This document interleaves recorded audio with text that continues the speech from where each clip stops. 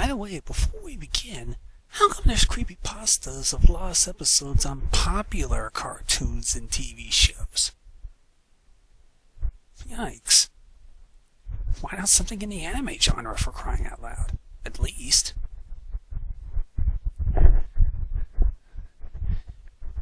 The Rugrats lost episode, Chuckie's mom.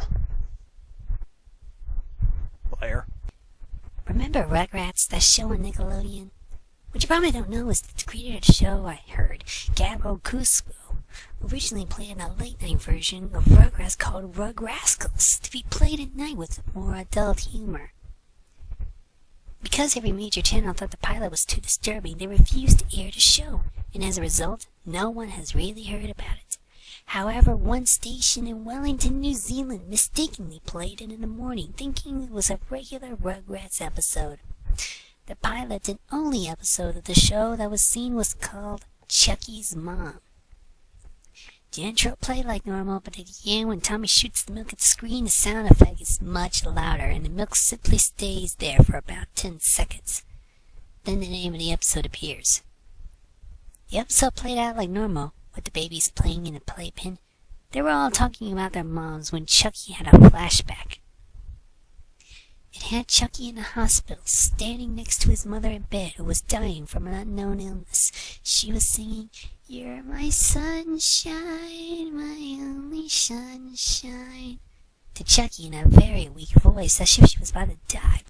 But when she sang the second verse, the song started playing in reverse. I know that rhymes, right? A shot of Chuckie appeared in front of the live-action footage of a child's head being chopped off, said to represent death by fans.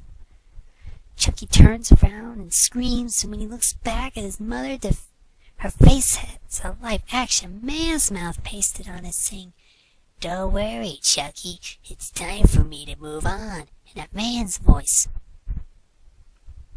A flurry of random live-action clips were shown, said to represent death, like a cow wandering in a box with slaughterhouse clearly drawn on the side, footage of the LA riots, other cartoons, and actual footage of a man suffering from AIDS being killed.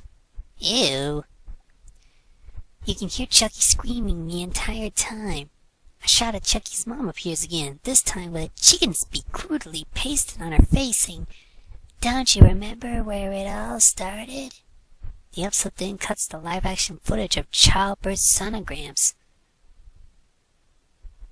Sonograms? What's that? Never mind. After about 1 minute of these, you hear Chuckie's mom said, "Aren't you a lucky ducky, Chuckie?"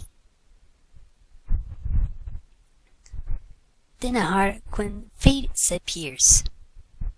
At this time, you see Chuckie come out of a flashback having a seizure. Tommy, Phil, and Lil are crying, and an ambulance worker calms them down, saying, "Chuckie, Chuckie, can you hear me?" in a stern voice.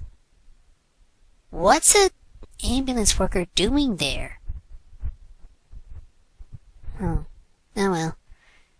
Eventually, after coughing up blood and vomiting, Chuckie comes to his senses. We didn't see a point of view shot of Chuckie seeing Tommy, Phil, Lil, and the ambulance worker as having live-action chicken beaks on their faces, clucking away.